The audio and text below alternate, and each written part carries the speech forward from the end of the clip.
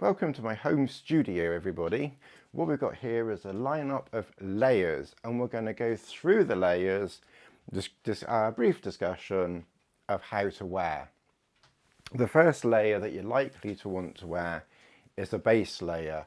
This could be a merino base layer, short sleeved, or a long sleeve merino base layer. Icebreaker do merino, various other companies do. This particular one I've got here is a Rab.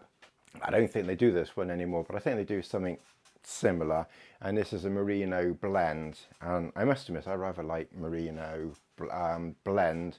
You could use synthetic, never ever use cotton. There's no cotton here, never use cotton. Now, on the face of it, all of this looks quite daunting, and you think, well, you don't have to pack all of that to go camping. No, of course not.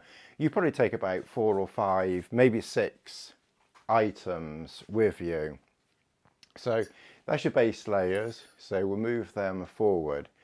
Briefly, I'll just touch on spring, summer, autumn. I'm a bit of a shirt wearer, so I do like to wear a shirt, you know, in the spring, summer, autumn.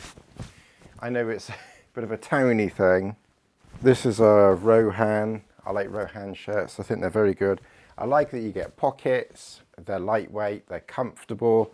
Get one that's got plenty of room. So a shirt is very useful in the summer months. What you might want to wear on top of a shirt when it's a little bit cooler but not really cold, maybe a little bit of mizzle in the air, is maybe a wind shirt. And basically the wind shirt cuts out pretty much 100% of the wind. So as long as it's not, you know, freezing cold, as long as it's not cold and you're walking and generating, you know, body warmth, then you've got 1 or 2 layers underneath your wind shirt, probably got a hood on it as well, and that will probably see you through. If it started to rain, then you could in theory grab your waterproof. It's a lightweight Gore-Tex waterproof, and then that would go on top of that.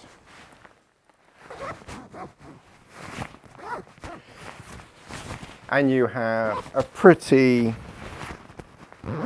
you've got a pretty straightforward 4-layer, 3-season layering system. So you've got a t-shirt, you've got a shirt, you've got a wind shirt, and you've got a waterproof. If it was going to be a little bit on the cool side,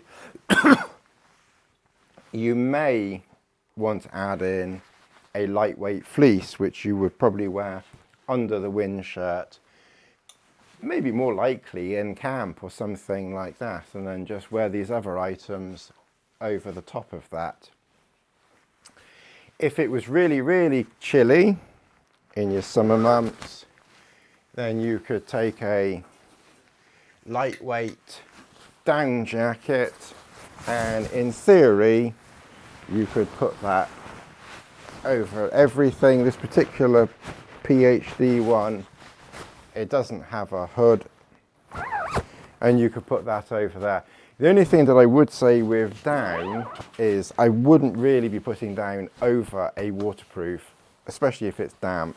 So in most instances with down, take your waterproof off, put your down jacket on, and then just wear it, you know, in camp only. So that's your basic summer layering system. I kind of hope you found that video helpful and informative. We'll do a winter one too, as we will discuss in much more detail in the winter one, all the other layers. I just mentioned here, I don't use cotton because it's heavy when wet, it takes forever to dry out, it's very uncomfortable. cold and just not a very nice thing to be using, you know, when you're out hiking. It's fine for at home, but not for this.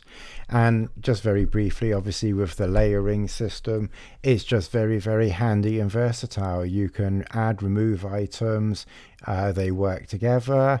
You can put something in your pack as needed.